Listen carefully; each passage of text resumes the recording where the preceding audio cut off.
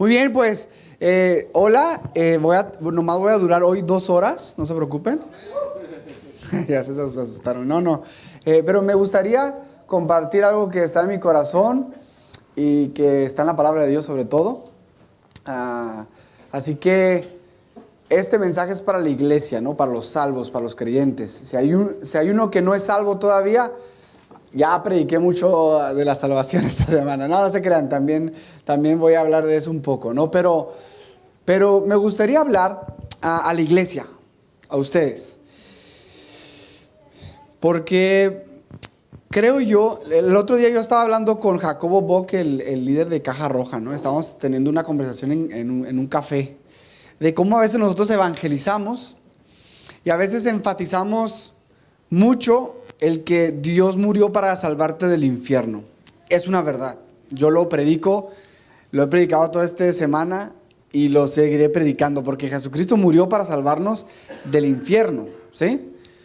Pero a veces podemos hablar de que Jesús murió para salvarnos o para sanarnos y todas estas cosas son verdad. Yo lo he experimentado. Yo les podría decir que yo me morí cuando tenía 16 años electrocutado con 220 volts dentro del agua. Oraron por mí y aquí estoy vivo, de puro milagro, ¿sí?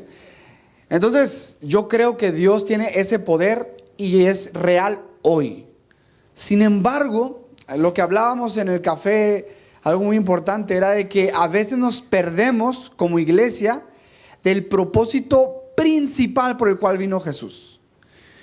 Y ese propósito yo creo que se resume en un versículo que se repite varias veces en la Biblia. De hecho, esta semana estaba haciendo yo una lista de todas las veces que se repite este versículo en la Biblia. Son muchas.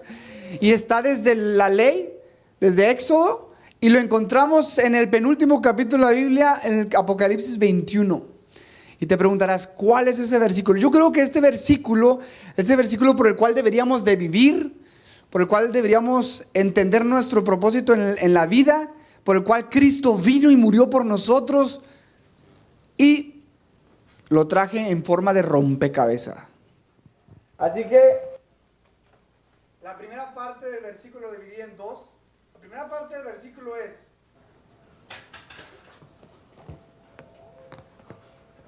¿qué dice? Yo seré vuestro Dios. Y la segunda: vosotros seréis mi pueblo. Yo seré vuestro Dios y vosotros seréis mi pueblo. Ese ha sido el propósito de nuestra existencia desde antes de la fundación del mundo. Es muy importante que entendamos esto y me gustaría explicarlo porque yo creo que Jesús, Dios, es un Dios de mensajes ilustrados. Verás, Dios es invisible, es eterno, pero nos ha hecho cosas, las cosas creadas, dice Romanos 1:20, fueron creadas para que nosotros pudiéramos conocerle a Él, ¿sí? Entonces Dios es un Dios que le gusta manifestarse por medio de su creación, ¿vale? Podemos ver que Dios, cuando le dice a Jeremías, ponte un yugo, y por medio de ese yugo, Dios le dijo un mensaje al pueblo de Israel. Usó un mensaje ilustrado, ¿sí? De hecho, no sé si fue Jeremías o Ezequiel, le dice, cómprate un calzón. ¿Han leído esa parte de la Biblia? Cómprate un calzón, póntelo, y luego después quítatelo y ponlo y entiérralo en el barro hasta que se pudra. No sé si han leído esa parte de la Biblia, es muy chistosa, porque Dios hace de un calzón un mensaje ilustrado. Y el otro día me compré en los chinos un calzón para predicar con eso. Todavía no lo predico, ahí después les digo cómo me va con la predicación del calzón, ¿no? Pero Dios lo usó, ¿sí? Dios es un Dios de mensajes ilustrados.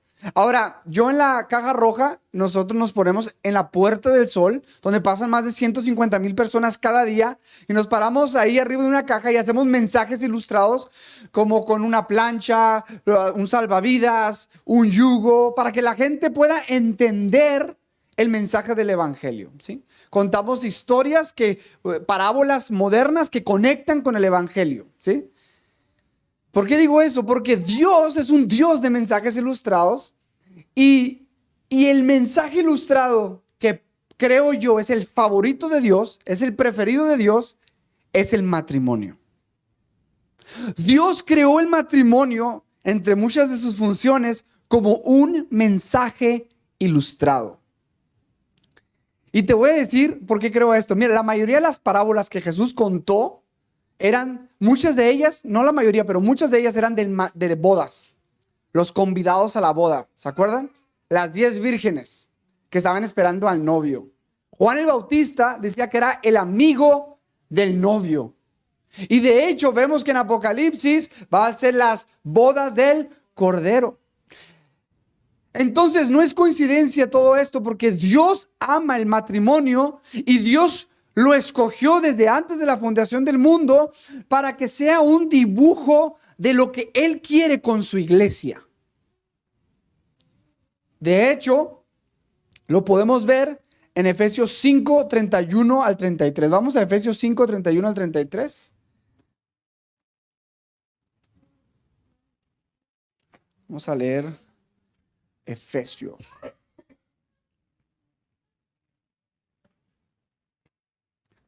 Lo voy a leer en la versión NTV, una traducción viviente. Dice así: como dicen las escrituras, el hombre deja a su padre y a su madre y se une a su esposa y los dos se convierten en uno solo. Eso es un gran misterio, pero ilustra, mensaje ilustrado, ¿no? Pero ilustra la manera en que Cristo y la iglesia son uno. Por eso les repito, cada hombre debe amar a su esposa como se ama a sí mismo y la esposa debe respetar a su marido. El matrimonio entre el hombre y la mujer es el mensaje ilustrado de Dios, cómo Dios ama a su iglesia. Y la iglesia no es un edificio. Tenemos la costumbre de decir, vamos a la iglesia, ¿no? Pero la iglesia en realidad es la asamblea de los creyentes. Es decir, tú eres la iglesia, nosotros somos parte de la iglesia. Y el matrimonio es un dibujo de eso, de cómo Dios ama a su pueblo. Así que me gustaría que examináramos brevemente el matrimonio para que pudiéramos entender la relación que Dios quiere con su pueblo, con nosotros. Porque si entendemos el matrimonio, vamos a entender mejor la relación que Dios quiere con su pueblo. Y esto lo digo porque yo creo que Dios quiere hablarme a mí en este cumpleaños. Dios siempre me da sus regalos en los cumpleaños, me da palabras especiales.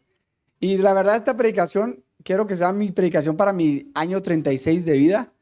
Pero me gustaría que tomaras esta palabra para el año 2023. Que pudieras decir, mira, es lo que Dios quiere para mi vida. ¿Qué es el matrimonio? Mira, el matrimonio es singular. Porque el matrimonio, hay una palabra que está de moda en el mundo que se llama, hay que ser inclusivo. ¿Qué significa ser inclusivo?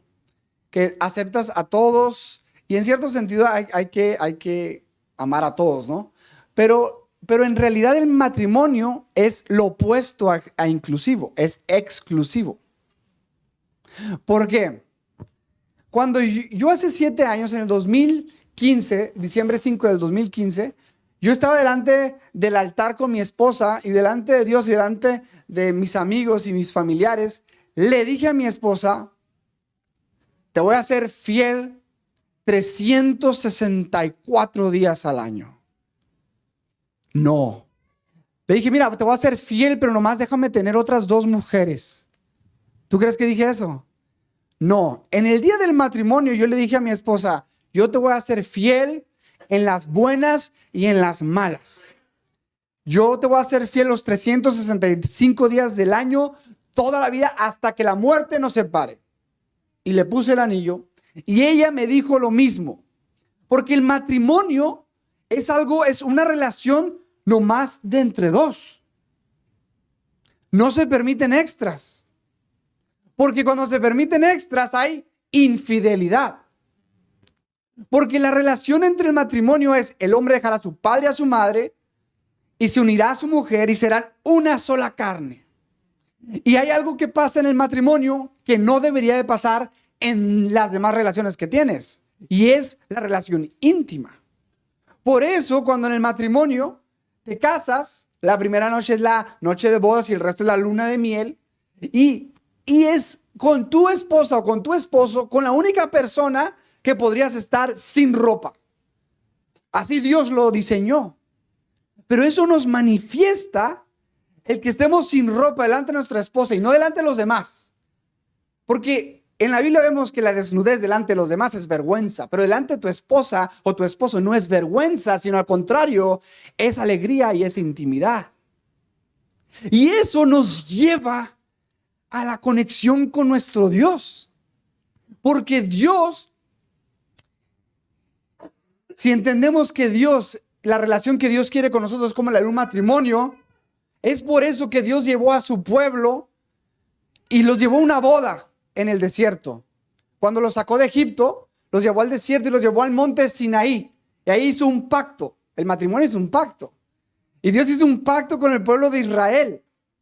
Y Dios le dijo y le dio 10 mandamientos. ¿Y cuál fue el primer mandamiento? El primer mandamiento de los 10 es: no tendrás dioses ajenos. Lo mismo que el matrimonio, no tendrás otros esposos, no tendrás otros hombres o mujeres. Y Dios le dice a su pueblo: pueblo mío, yo soy un Dios celoso. Pero no es un celo malo, sino es un celo correcto. Los celos dentro del matrimonio en el sentido de, mira, yo estaría mal si no me enojara si otro hombre quisiera besar a mi esposa. Al contrario, tú esperarías que me enoje, ¿no? Ese celo es correcto. ¿Sí? Y Dios es un Dios celoso porque Él quiere esa intimidad con su iglesia, contigo, porque para eso fuiste creado. Yo seré vuestro Dios y vosotros seréis mi pueblo. Ese matrimonio con su pueblo. Y Dios hizo ese pacto con el pueblo de Israel. Escogió al pueblo de Israel para ser su esposa, para ser su amada, para ser su pueblo. Y le dijo: no tendrás dioses ajenos. ¿Y sabes cómo esto se ve reflejado? Y empieza a darle los mandamientos de Dios. No matarás, no robarás. Era una relación que Dios quería que fuera íntima, que fuera hermosa, que fuera bella. La relación que del matrimonio nos debe llevar a eso. Pero ¿qué pasó con el pueblo de Israel? El pueblo de Israel falló en el matrimonio. El pueblo de Israel ni siquiera, además, apenas le estaba dando los mandamientos, apenas le estaba dando Dios el anillo al pueblo de Israel y ya estaba siendo infiel. ¿Se acuerdan la historia? Le estaba, dice Moisés, ¿qué es esa historia? ¿Qué es ese ruido? Y habían creado otro Dios. Es decir, el pueblo de Dios se estaba acostando, estaba fornicando, estaba adulterando con otro que no era Dios. Y Dios se enoja y se rompen los mandamientos y se mueren muchos. De hecho, murieron 3,000 ese día. Y se rompe la ley. Y desde entonces vemos una historia trágica con Dios y el pueblo de Dios. Esto le llamamos el antiguo pacto, ¿no? Le podríamos llamar el primer matrimonio de Dios. Donde el pueblo de Dios falló. El pueblo de Israel falló una y otra vez. Después vemos que entró a la tierra prometida, se murió Josué. ¿Y qué pasó? Fueron infieles. Si Dios levanta jueces, fueron infieles. Dios levanta otro juez, fueron infieles. No, Dios, no queremos que tú seas nuestro rey. Danos un rey. Bueno, les daré a Saúl. Saúl, infiel. No, pues Dios levanta a David, un buen rey. También, pero David con sus pecados tiene a Salomón. Salomón construye un templo. Al parecer todos están bien adorando a Dios. Se muere Salomón, se divide y otra vez. Tú lees, ahorita estoy leyendo primera y segunda de Crónicas, ¿no? Puedes leer primera y segunda de Crónicas o primera y segunda de Reyes o primera y segunda de Samuel y ves la historia. Dios levanta un rey y el rey el pueblo de Israel infiel, adúltero. Y la verdad que es muy triste, porque sí o no, dice la Biblia que el Antiguo Testamento fue escrito para ejemplo de nosotros. Dice Pablo en Romanos 15, ¿no? Y sí o no, nosotros a veces hemos sido igual que el pueblo de Israel. Dios nos agarró para que fuéramos su esposa, su amada, y nosotros, en vez de serle fiel a Dios, con nuestra vida entera. Te amamos, Jesús, te queremos seguir. Pero ¿cuántas veces nuestros corazones se han desviado? Continuamente se desvían hacia otras cosas que no son Dios. Yo lo confieso, que continuamente tengo que luchar para no desviarme de que mi corazón esté conectado con Dios. Y vivimos en una generación más peligrosa que nunca antes. ¿Por qué? No les voy a preguntar, pero ¿cuántos de vosotros pasan más tiempo viendo una serie en Netflix que leyendo la palabra de Dios? Es más, viendo una serie en Netflix, la mayoría de las series de Netflix tienen contenido de sexo, sadismo, muerte, violencia, y nos hemos adulterado con otros dioses, ¿no? Con el Dios del entretenimiento, de las redes sociales. Y yo esto estoy hablando a vosotros y a mí, ¿no? Porque continuamente nos hemos separado de Dios, como el pueblo de Israel. Es un patrón continuo, ¿no? Nos separamos del pueblo, de la comunión. Dios quiere esa intimidad, esa que estemos como un esposo y una esposa en esa intimidad de la noche de bodas, ¿no? Pero en vez de eso hemos preferido ir tras otros dioses. A veces que tal vez no son pecados, pero preferimos imagínate, tal vez yo con mi esposa, el ir al parque no es malo. O el ir a pescar no es malo, ¿no? Pero ¿qué si ese es mi día de aniversario? Mi esposa está toda preparada para festejar el día de aniversario. Yo le digo, yo estoy todo mal vestido. Le digo, voy aquí a echarme un paseo con mis amigos. ¿Es malo echarme un paseo con mis amigos? No, pero ¿qué esperarías? Que en el día de la celebración, pues ella dice, pero, o sea, ¿no soy prioridad para ti? Y hay veces como cristianos que nosotros no hacemos cosas malas necesariamente, no son pecados, pero simplemente escogemos otras cosas antes que a Dios, como el pueblo de Israel. Y algo muy triste pasa en el pueblo con Israel, porque mira, antes de continuar me gustaría que leyéramos Éxodo 6:7.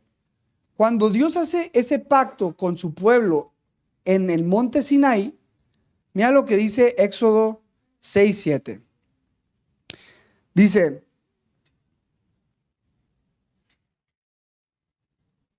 yo soy el Señor, te libertaré de la opresión que sufres. Dice versículo 6. Por lo tanto, dile al pueblo de Israel, yo soy el Señor, te libertaré de la opresión que sufres y te rescataré de tu esclavitud en Egipto. Te redimiré con mi brazo poderoso y con grandes actos de juicio. Te tomaré como pueblo mío y seré tu Dios. Mira lo que dice, te rescataré de Egipto.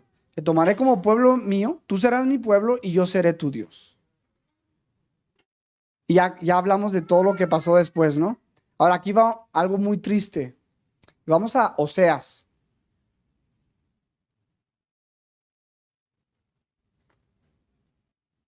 Vamos al libro de Oseas. Ahora, no sé si ¿quién de aquí ha leído Oseas? Si no han leído Oseas, yo quiero animarte a que el siguiente año te propongas a leer toda la Biblia, porque es fácil leer toda la Biblia. Si lees una hora la Biblia diaria, puedes leer la Biblia 5 veces en un año, ¿sabías? Entonces, si lees 20 minutos, la puedes leer en un año fácil. Pero miren lo que dice Oseas. Ahora, si no sabes la historia de Oseas, es muy interesante, porque Dios escoge a Oseas, un profeta, y este hombre le dice Dios a Oseas, Oseas, ve y cásate con una prostituta. Qué fuerte, ¿no? Yo les confieso que cuando era adolescente siempre tenía ese miedo. Que Dios me dijera, ve y cásate con una prostituta. Pero bueno, Dios le dijo eso a Oseas, le dijo, Oseas, ve y cásate, ve a agarrar una prostituta y cásate con ella. Y fue Oseas y se casó con ella, ¿sí? Y Dios estaba haciendo un mensaje ilustrado de cómo Oseas representaba a Dios y la prostituta representaba al pueblo de Dios. Y mira lo que dice Oseas 1:9, cuando le nace un hijo, le dice, Entonces el Señor dijo en Oseas 1:9, ponle por nombre lo a mí. O sea, si la mujer tiene un hijo y le dice, ponle lo a mí, porque dice, es lo que significa lo a mí. No es mi pueblo, porque Israel no es mi pueblo y yo no soy su Dios. Eso es muy triste. Dios se enojó con su pueblo porque el pueblo había sido tan infiel por tantos siglos que le dice a Oseas, mira, quiero que te cases con una prostituta y esa prostituta va a representar a mi pueblo Israel.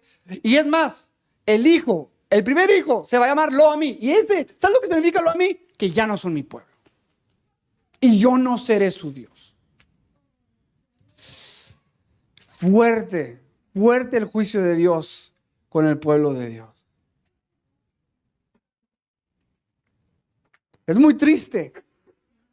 Porque el pueblo de Israel pecó y Dios dijo este dictamen, este juicio. Y esto nos debe de estremecer, ¿no? Porque Dios es fiel. Pero si nosotros no somos fiel, Él permanece fiel a sus promesas.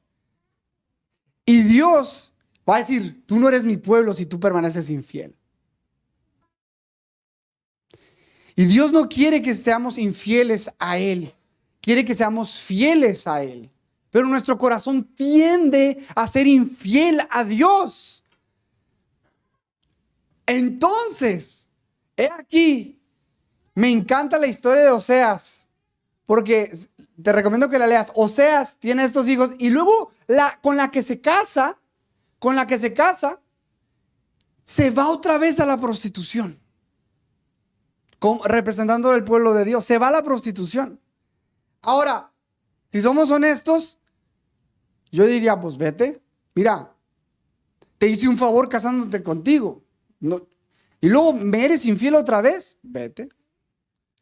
Pero he aquí, donde vemos el amor de Dios tan grande, donde vemos la misericordia de Dios tan asombrosa. He aquí donde vemos el evangelio tan glorioso. Y te quiero alentar con estas palabras porque Dios le dice a Oseas, le dice, ¿sabes qué? Le dice en el capítulo 3, versículo 1. Entonces el Señor me dijo, ve y llama otra vez a tu esposa, aun cuando ella cometa adulterio con un amante. Esto ilustrará que el Señor aún ama a Israel, aunque se haya vuelto a otros dioses y le encante adorarlos. Así que la recuperé pagando 15 piezas de plata. Ponte a pensar. La esposa se fue con otros y hasta la compraron. Y Dios le dice, ve con ella y no nomás ve, cómprala. O sea, te va a costar.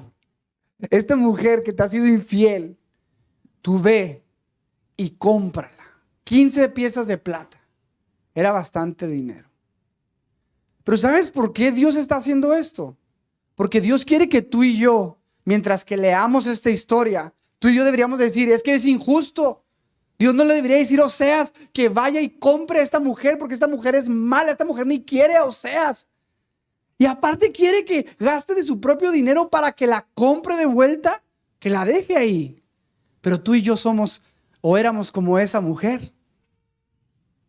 Que es infieles y aún de creyentes, aún nuestros corazones a veces tiende hacia la maldad. Y Dios dice, esto ilustra mi amor hacia el pueblo.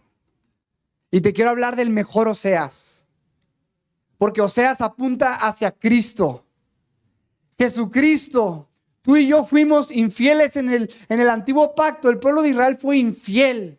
En el matrimonio fue infiel, rompió todas las leyes. Hemos roto tú y yo todas las leyes. Y Dios dice, ¿sabes qué? Pero yo soy mejor que Oseas. Y Jesucristo vino hace 2000 años.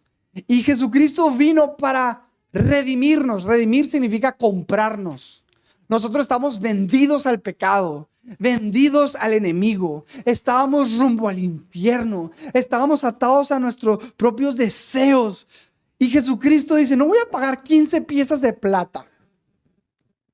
No voy a pagar 15 piezas. ¿Sabes lo que voy a dar por mi amada? Mi propia vida. Eso es un amor increíble. Eso es un amor increíble.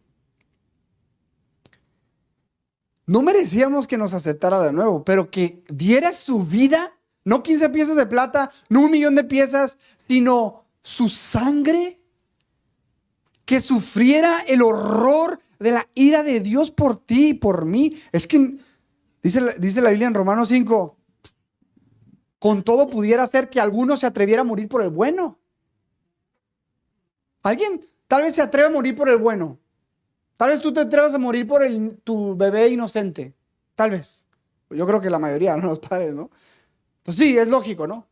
Pero más Dios muestra su amor para con nosotros en que siendo como una prostituta, que siendo como una mujer infiel, que siendo como una mujer vendida, Cristo murió por nosotros. Y con su sangre dijo, ya está pagado, ya está consumado, es lo que ahorita lo vimos en la obra de teatro. Y Cristo, el esposo glorioso, el mejor Oseas, el que pagó con su propia sangre, lo paga en la cruz del Calvario, resucita y ahora nos ha comprado para sí. Y Él está preparando a su esposa. Él está preparando a su pueblo. Y desde hace 2000 años, desde que Pedro predicó en el Pentecostés, donde se salvaron 3000 personas y la iglesia ha crecido, se ha expandido hasta Málaga, se ha expandido por todos los confines de la tierra y están siendo salvos tú, yo, que somos parte de la esposa. Y el propósito de esa esposa es de que nos deleitemos en Él y Él se deleitará en nosotros. Dios se deleita en ti, pero también Él desea que te deleites en Él. Por eso dice, deleítate en el Señor y Él concederá las peticiones de tu corazón. Es por eso, ahora tiene más lógica con esta mentalidad que Dios no nomás nos salvó para rescatarnos del infierno. Claro que no nos quiere en el infierno. ¿Pero por qué no nos quiere en el infierno? Porque nos quiere para sí. Porque quiere que le disfrutemos. Porque Él te ama y quiere que estés libre del infierno eterno, de las cadenas, del pecado, pero para que le disfrutes a Él. Por eso Marta y María, me encanta esta historia porque lo ilustra muy bien. Las dos hermanas habían sido liberadas por Dios, eran amigas de Jesucristo y las dos servían a Dios. Y Marta llega a Jesucristo de visita a la casa y Marta está haciendo quehaceres, está afanada, dice la Biblia, afanada. Y María está sentada a los pies de Jesús. Y Marta está afanada y dice, Jesús regaña al esposo, regaña al rey le dice, Jesús, ¿no le vas a decir nada a María? Y Jesús nos muestra, dice, algo que te quiero hablar a ti, que Dios te quiere hablar. Dice, una cosa es necesaria. ¿Cuántas cosas son necesarias? Una cosa es necesaria. Y María ha escogido. ¿María qué? Es una elección. No viene, ay, no me dio tiempo. Ay, esta semana. Ay, es que. No. María escogió estar a los pies de Jesús y escuchar cada palabra de Jesús y deleitarse a los pies del Maestro. Porque María había entendido algo que muchos de nosotros batallamos en entender, que lo dijo bien la pastora Edith. Dijo que la vida eterna no empieza en el cielo. Cuando muramos y resucitamos. No. Jesús dijo, y esta es la vida eterna, que me conozcan a mí, al Padre que me ha enviado. La vida eterna es Cristo. Porque cuando tienes a Cristo, tienes todo. Y si no tienes a Cristo, no tienes nada. Por eso Pablo dice, todo lo puedo en Cristo que me fortalece. Puedo tener todo, puedo tener nada, pero no importa, todo lo puedo porque tengo a Cristo. Él había entendido el propósito, el conocer a Él. Él dijo lo mismo en Filipenses 3, ¿no? Y nosotros, a veces yo me afano evangelizando a otros y quiero seguir evangelizando. No estoy minimizando evangelizar, lo voy a seguir haciendo y quiero hacerlo más. Pero me afano predicándole a otros para que tengan vida eterna y yo mismo no estoy disfrutando la vida eterna hoy. Y Dios le dice a la iglesia de Éfeso, le dice, iglesia de Éfeso, han trabajado arduamente, pero han olvidado su primer amor. ¿Cuántas veces nosotros hemos caído en eso?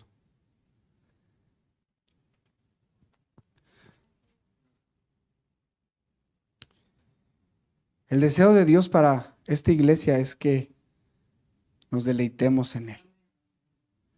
Para que como esposa amada digamos, tú eres mi prioridad. Yo seré tu pueblo. Y cualquier cosa que me aleja de ti, cualquier cosa que me está cortando de tomar placer en ti, la quiero cortar este año. No me voy a esperar para el año nuevo, la quiero cortar ya. Y voy a buscar el ser diligente, el hacerlo, el cortar con las cosas que me distraen. Voy a buscar meterme en su palabra, en oración, con otros hermanos, para que Él sea mi deleite. Y no las cosas de este mundo. Y no las cosas de este mundo. Me encanta cómo termina Apocalipsis 21:6. Y aquí termina la Biblia. ¿Y sabes? Voy a leer Apocalipsis, pero voy a leer después de Apocalipsis un pasaje que Dios me dio en mi cumpleaños en el 2017 y con eso quiero terminar. Porque fue mi regalo de hace 5 años de parte de Dios y te lo quiero regalar a ti, ¿no? Pero mira lo que dice Apocalipsis 21:6. Aquí estoy, mis dedos están fallando. Aquí está, dice: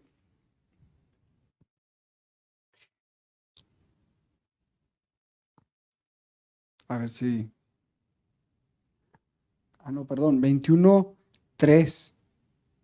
Y oí una voz que salía del trono y decía: miren, el hogar de Dios ahora está entre su pueblo. Él vivirá con ellos y ellos serán su pueblo.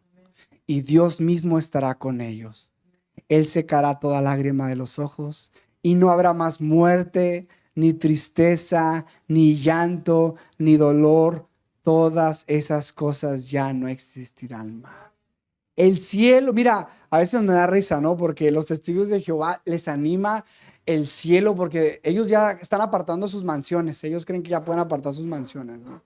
Y me da risa, ¿no? En otras religiones es como que voy a tener vírgenes, ¿no? Para estar con ellas toda la eternidad, ¿no? Pero la diferencia entre todas las religiones y nosotros es de que el cielo es el cielo porque Dios está ahí. El cielo no es el cielo porque hay calles de oro. Gloria a Dios que habrá calles de oro. Yo creo que son un símbolo de algo más glorioso que calles de oro. Pero el cielo no es el cielo porque habrá piedras preciosas. Gloria a Dios por toda la hermosura que habrá. Pero el cielo es el cielo por lo que dice aquí. El hogar de Dios ahora está entre su pueblo. Él vivirá, ahí estaremos danzando con el Señor. Y aquí es donde quiero terminar con el pasaje que Dios me regaló hace 5 años, Sofonías. Y te lo voy a leer porque mira lo que dice. Sofonías 3 dice: pues he decidido reunir a los reinos de la tierra y descargar mi más feroz ira y furia sobre ellos. Toda la tierra será consumida por el fuego de mi celo. Eso va a suceder pronto, ¿no? El juicio de Dios va a venir sobre toda la tierra y será consumida la tierra con el celo de su fuego. Pero dice: entonces purificaré el lenguaje de todos los pueblos para que todos puedan adorar al Señor. Mi pueblo disperso que vive más allá de los ríos de Etiopía vendrá a presentar sus ofrendas. En ese día ya no hará falta que sean avergonzadas porque dejarán de rebelarse contra mí. Quitaré al orgulloso y al arrogante de entre ustedes. No habrá más altivez en mi monte santo. Quedarán solo los sencillos y los humildes, porque son ellos quienes confían en el nombre del Señor.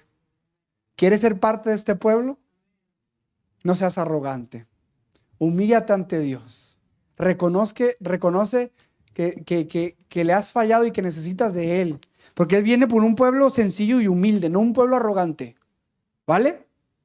La característica número 1 del pueblo de Dios es de que es pobre en espíritu, porque de ellos es el reino de los cielos.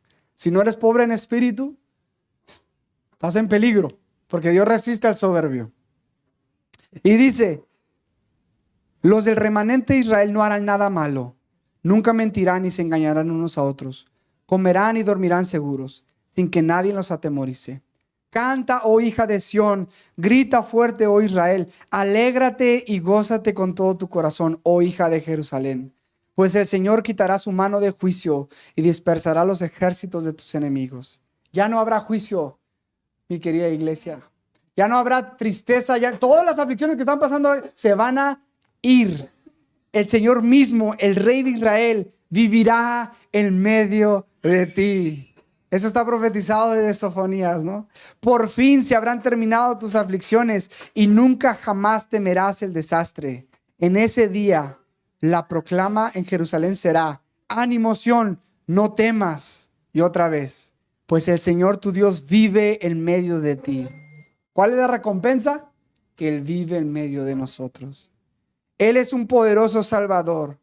Se deleitará en ti con alegría. Con su amor calmará todos tus temores. Se gozará por ti con cánticos de alegría. Cuando Cristo murió en la cruz, pasó algo en el templo y lo has de saber. Se rompió el velo. Ese velo separaba al pueblo de Dios de estar en la presencia de Dios en el lugar santísimo, que solamente un sacerdote podía entrar una vez al año ahí. Y ahora se rompe. Y la Biblia nos explica que tú y yo tenemos acceso al Santo de Santos, al lugar santísimo por medio de Cristo. ¿Y por qué no tomamos ventaja de eso? Y me gustaría terminar orando, que le pidiéramos perdón a Dios si Él no ha sido tu prioridad. Si nos hemos distanciado, si no hemos sido esa esposa que hemos sido fiel a nuestro esposo. Y que hoy podamos decir: Jesús, quiero que tú seas mi deleite. Quiero vivir esta vida eterna ya. Quiero deleitarme en tu palabra. Quiero amarte en oración. Quiero vivir en santidad para ti, Señor. Quiero disfrutarte, Jesús. Jesús, te pedimos perdón, Señor. Te pedimos perdón, Señor. Yo te pido perdón, Dios, por todas las veces que este año desperdicié viendo videos, Señor, en YouTube, Señor, que tal vez no eran malos, pero me distraían de ti, Jesús. Perdóname, Señor, por tantas veces que en vez de deleitarme caminando contigo, Señor, busqué formas de entretenerme, Señor. Perdóname, Señor, porque en vez, Señor, de buscarte a veces en ayuno y oración, Señor, no lo hice, Dios. Perdóname, Jesús, porque me he distraído con tantas cosas, Señor.